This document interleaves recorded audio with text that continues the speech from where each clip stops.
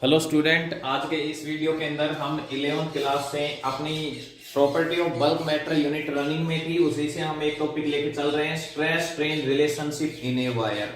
इससे पीछे आपने हुक्स लॉ पढ़ा था, तो उसके अंदर जो हम स्ट्रेस और स्ट्रेन के बीच में ग्राफ बनाते हैं वो विद इन इलास्टिक लिमिट के अंदर था। ठीक है, अब हम जब तक वायर आपकी ब्रेक नहीं करेगी तब तक हम उसका ग्राफ कहां तक ऑब्टेन होगा, वो ग्राफ है हमारे पास स्ट्रेस स्ट्रेन रिलेशनशिप। ठीक है, कंप्लीटली। तो ये यहां पर हमारे पास एक वायर है, इस वायर के नीचे हमने हैंग कर रखा है, इसके अंदर हम वेट को इंक्रीज करेंगे कंटिन्यू लगातार। इधर ये स्केल है, स्केल के ऊपर आप लेंथ इसकी इंक्रीज इन लेंथ है वो नोट करेंगे, मतलब स्ट्रेन नोट करेंगे। इधर से जो भी लोड आप अप्लाई करते चले जाओगे वो आपका स्ट्रेस हो जाएगा। और स्ट्रेस और स्ट्रेन के बीच में जब तक वायर आपकी ब्रेक नहीं होती है तब तक हम एक ग्राफ डिनोट करेंगे। इसके अंदर जो रीडिंग आएगी उससे हम यहां पर एक ग्राफ बनाएंगे, और वो जो ग्राफ होगा वो आपके पास कुछ इस टाइप का होगा। तो एक बार मैं यहां पर डिस्कस करता हूं ग्राफ के अंदर। तो ग्राफ के अंदर देखिए आपके पास O से लेकर A तक, O से A पॉइंट तक आपका हुक्स लॉ ओबे हो रही है। हुक्स लॉ जो है वो O से A तक ओबे हो रही है। ठीक है, मतलब जितना वेट रखा उसके बाद उसको रिमूव किया तो आपकी वायर उसी साइज के अंदर आपके पास रीगेन करने लग रही है, मतलब स्ट्रेस स्ट्रेन बराबर चलने लग रहे हैं आपके पास। ठीक है, तो O से A तक आपकी हुक्स लॉ ओबे होने लग रही है।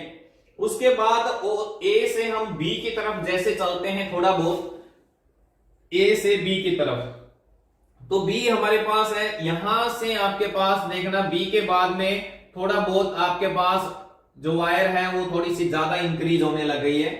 मतलब B जो है ना वो हमारी क्या है कि इलास्टिक लिमिट है। B क्या आपकी इलास्टिक लिमिट है कि इससे पीछे पीछे आपके पास वायर को आप लोडेड अनलोडेड करते हो तो वायर ओरिजिनल साइज में जाती है, मतलब हुक्स लॉ का ओबे होता है, सीधी सी बात है ये। ठीक है, तो B तक आपके पास हुक्स लॉ हमारे पास, मतलब A तक हुक्स लॉ ओबे होती है, B हमारे पास वो एक इलास्टिक लिमिट है कि B से अगर हम वायर को अनलोड करते हैं तो वायर वापस ओरिजिनल जो ग्राफ है हमारा वो B से A होता हुआ O पॉइंट पे रीच करता है। ठीक है, और B के बाद में आप क्या देखते हो कि आपके पास स्ट्रेन थोड़ा सा इंक्रीज होता है as compare to stress. Stress के कंपैरिजन में थोड़ा सा स्ट्रेन ज्यादा इंक्रीज होता है। ठीक है, समझ गए बात को। तो C जो हमारे पास है ना, इसको हम यील्ड पॉइंट बोलेंगे। C को हम क्या बोलेंगे यहां पर, यील्ड पॉइंट। ठीक है, क्योंकि यहां पर आपके पास क्या है ना, B से C जब चलते हैं तो स्ट्रेन थोड़ा सा ज्यादा इंक्रीज होता है, स्ट्रेस थोड़ा सा कम होता है, मतलब प्लास्टिक डिफॉर्मेशन शुरू हो जाती है। हमने पिछले वीडियो में डिस्कस किया था, इलास्टिक होता है वापिस ओरिजिनल साइज के अंदर बॉडी लौट के आ जाए ना, वो होता है इलास्टिक। और प्लास्टिक में होता है ना वापिस ओरिजिनल साइज में नहीं आती है बॉडी, तो यहां पर आपके पास प्लास्टिक डिफॉर्मेशन शुरू हो जाती है। तो C से उसके बाद D तक आपके पास क्या होता है, स्ट्रेन ही इंक्रीज होता है, स्ट्रेस बिल्कुल नहीं होता है, सिर्फ स्ट्रेन इंक्रीज होता है C से D तक। ठीक है, और फिर D से आपके पास E हमारे पास ये मान के चलो उसकी बिल्कुल लिमिट जो है ना वो बिल्कुल खत्म हो चुकी है। ठीक है, और F हमारे पास है वो ब्रेकिंग पॉइंट है।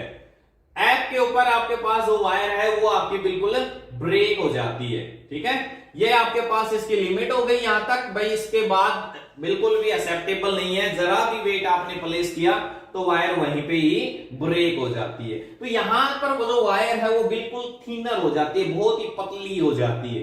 ठीक है, तो वो वायर आपके पास अपनी लिमिट है ना वो बिल्कुल खत्म हो जाती है उसकी, और F के ऊपर वो वायर आपकी बिल्कुल ब्रेक हो जाती है। तो इस टाइप का ये कंप्लीट ग्राफ है आपके पास जब तक वायर आपकी ब्रेक नहीं होती। तो कंप्लीट जो ग्राफ हमें मिलता है स्ट्रेस और स्ट्रेन से वो इस टाइप का ग्राफ मिलता है। ठीक है, तो यहां पर जो आपके पास स्ट्रेस स्ट्रेन रिलेशनशिप से हमें क्या रिजल्ट मिलता है, जो हमें रिजल्ट मिलता है कि हम मटेरियल की क्लासिफिकेशन करते हैं। ठीक है, तो यहां पर हम 3 टाइप के मटेरियल एक बार डिस्कस करते हैं। सबसे पहले हमारे पास इसी के अंदर आता है डक्टाइल मटेरियल।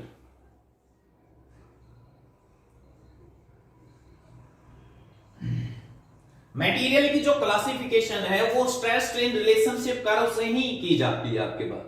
तो सबसे पहला हमारे पास यहां पर हम 3 टाइप के मटेरियल डिस्कस करते हैं, डक्टाइल, ब्राइटल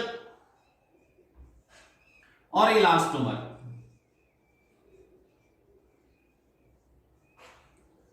डक्टाइल मटेरियल कौन सा होता है? जिसकी एक लार्ज प्लास्टिक रेंज हो, ए मटेरियल विच है लार्ज प्लास्टिक रेंज, जिसके एक प्लास्टिक रेंज ज्यादा हो। जैसे मैंने यहां पर बताया था, यहां पर आपके पास ये देखिए, आपके पास B2C, यहां से हमारे मैंने बताया था C पॉइंट के ऊपर प्लास्टिक डिफॉर्मेशन शुरू हो जाती है। तो जिसकी एक प्लास्टिक रेंज लार्ज हो, उस मटेरियल को हम क्या कहेंगे? Ductile material. जैसे आयरन, कॉपर वगैरह है, इनकी लार्ज प्लास्टिक रेंज होती है। नेक्स्ट आता है ब्राइटल। ब्राइटल मटेरियल कौन सी होती है? जिसकी प्लास्टिक रेंज शॉर्ट हो, small plastic range, small plastic range. A material होती विच है स्मॉल प्लास्टिक रेंज, जिसकी एक स्मॉल प्लास्टिक रेंज होती है ना, जैसे ग्लास, ठीक है, इनकी क्या है? स्मॉल प्लास्टिक रेंज होती है, ठीक है। थोड़ा सा फोर्स लगाए ब्रेक हो जाते हैं, स्मॉल प्लास्टिक रेंज होती है। इलास्टोमर। इलास्टोमर कौन से मटेरियल होते हैं? Which do not obey the Hooke's law. मतलब ये कह सकते हैं जिसका इसका जो स्ट्रेस स्ट्रेन कर्व है ना, वो आपके पास बिल्कुल स्ट्रेट लाइन नहीं आता है, ठीक है। स्ट्रेस और स्ट्रेन जो कर्व है हमारे पास इलास्टोमर का, वो बिल्कुल स्ट्रेट लाइन नहीं आता है, ठीक है। जैसे फॉर एग्जांपल रबड़, ठीक है। तो कोई भी मटेरियल है उसकी हम क्लासिफिकेशन करते हैं वो on the basis of stress and strain relationship, ठीक है। तो ये हमने डिस्कस किया। अब यहां से हम रिलेटेड दो तीन छोटी छोटी बातें हम डिस्कस करते हैं। यहां पर हमारे पास दो तीन छोटी छोटी टर्म्स आती हैं। जैसे एक हमारे पास आता है इलास्टिक आफ्टर इफेक्ट, इसी के अंदर elastic after effect. Elastic after effect क्या होता है? ये देखो, कई बार आपने देखा होगा कि कोई भी हमारे पास जनरली स्प्रिंग है, कोई वायर है, इस टाइप की स्ट्रेचेबल बॉडी है, तो आप उसको स्ट्रेच करते हो, छोड़ते हो, स्ट्रेच करते हो, छोड़ते हो, स्ट्रेच करते हो, छोड़ते हो। तो एक टाइम तो होता है कि बॉडी आपकी, जैसे स्टार्टिंग में आपने स्ट्रेच किया, छोड़ा, तो बॉडी वापस साइज के अंदर रीगेन कर गई, ठीक है। उसके बाद धीरे धीरे आप क्या करते हो, बार बार उसके ऊपर आपने डिफॉर्मिंग फोर्स लगाया एंड रिमूव किया, ठीक है। तो बार बार फोर्स को लगा रहे हो और हटा रहे हो, तो उसके अंदर क्या होता है, उसकी इलास्टिसिटी है वो लूज हो जाती है, ठीक है। तो वो अपनी थोड़ी इलास्टिसिटी है वो वापस रीगेन करने की कुछ टाइम लगता है उसको वापस गेन करने में। मतलब इलास्टिक तो है लेकिन उसको वापस रीगेन करने में कुछ टाइम लग रहा है, ठीक है। तो इलास्टिक आफ्टर इफेक्ट मतलब कुछ टाइम के बाद में वो इफेक्ट दिखाई दे, ठीक है। A temporary delay in regaining in original size, that is known as elastic after effect। कि एक टेम्परेरी डिले हो वापस, ठीक है, वो वापस तो आए लेकिन उसके अंदर क्या है ना, वापस आने में कुछ टाइम लगे, that is known as elastic after effect, ठीक है। इसी के अंदर एक छोटी सी टर्म आती है इलास्टिक फटिंग। इलास्टिक फटिंग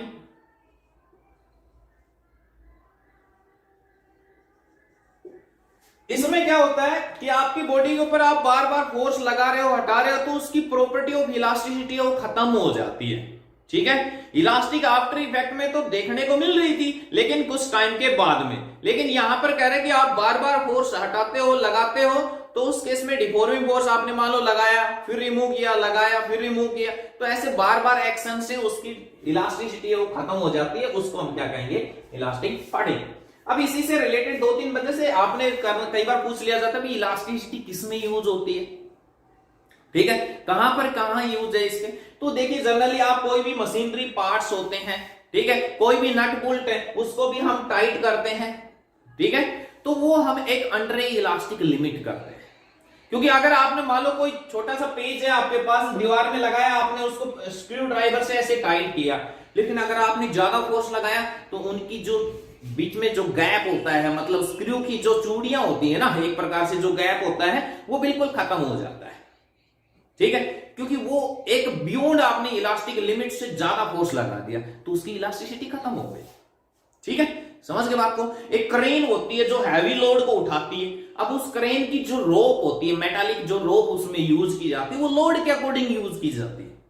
अब मेरे को जितना लोड उठाना है उसी हिसाब से उसकी रोप का यूज किया जाएगा, तो वो सब इलास्टिसिटी के ऊपर बेस है आपके पास, ठीक है। हाइट ऑफ माउंटेन ले लीजिए, सॉलिड शाफ्ट आपके पास एक hollow shaft is more stronger than a solid shaft, तो ये इलास्टिसिटी आपके पास एप्लीकेशन है आपके पास इसकी, ठीक है।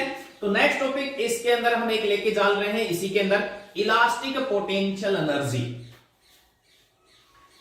Elastic potential energy in A stretch wire,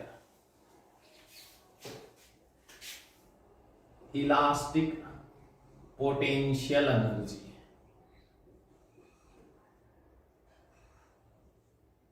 in A stretch wire.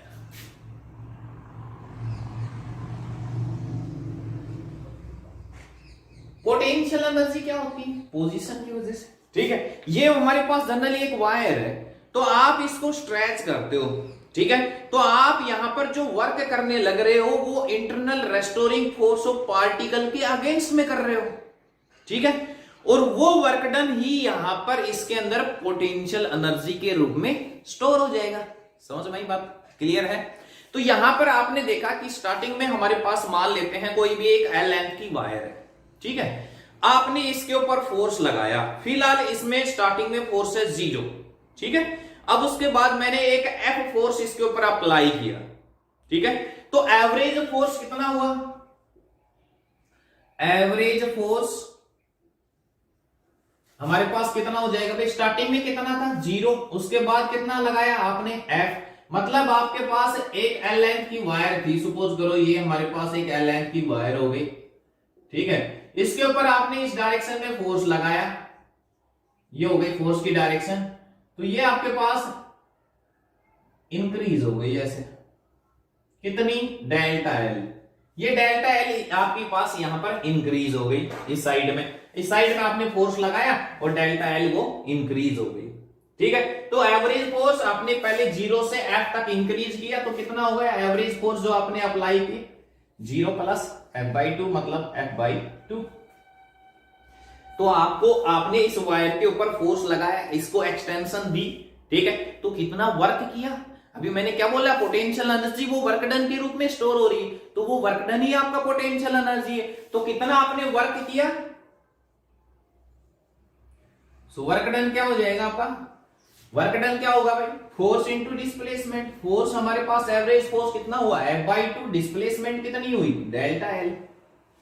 ये वर्क डन ही यहां पर पोटेंशियल एनर्जी के रूप में स्टोर हो गया, इसी को हम U से रिप्रेजेंट कर देते हैं, कैपिटल U हमारे पास। ये वर्क डन ही आपका यहां पर पोटेंशियल एनर्जी के रूप में स्पेंड हो गया, ठीक है। इसी को क्या है ना, मैंने वॉल्यूम से मल्टीप्लाई भी कर दिया और डिवाइड भी कर दिया। वॉल्यूम से, volume means area into length,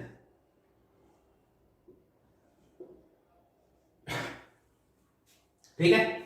तो यहां से ये एनर्जी, अच्छा फोर्स अपॉन में एरिया, स्ट्रेस नहीं होता है, तो इसको हम ऐसे तो लिख सकते हैं हाफ ऑफ स्ट्रेस, और ये क्या होगा हमारे पास? स्ट्रेन इनटू में वॉल्यूम, ठीक है। इस वॉल्यूम को इधर डिवाइड करें, एनर्जी पर यूनिट वॉल्यूम, इसको हम स्मॉल u से रिप्रेजेंट करें, एनर्जी डेंसिटी बोल देते हैं।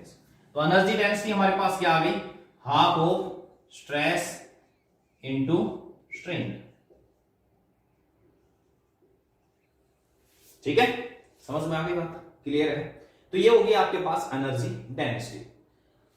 You know that Young's modulus के टर्म में अगर हम लिखें तो यंग्स मॉडुलस क्या होता है आपके पास? नॉर्मल स्ट्रेस अपॉन में स्ट्रेन, ठीक है। स्ट्रेस यहां से क्या हो जाएगा? y इंटू में स्ट्रेन, मतलब एनर्जी डेंसिटी को आप यहां पर ऐसे भी लिख सकते हो, हाफ ऑफ स्ट्रेस की जगह हम क्या लिख सकते हैं? y इंटू में स्ट्रेन। y क्या है? यंग मॉडुलस इंटू में स्ट्रेन, और स्ट्रेन यहां पर ऑलरेडी भी लाई कर रहा है, तो स्ट्रेन का सुपेयर हो जाएगा, ठीक है। समझ में? तो ये था आपका आज का लास्ट टॉपिक, इसी के अंदर elastic potential energy in A stretch wire, ठीक है। Thanks, have a nice day.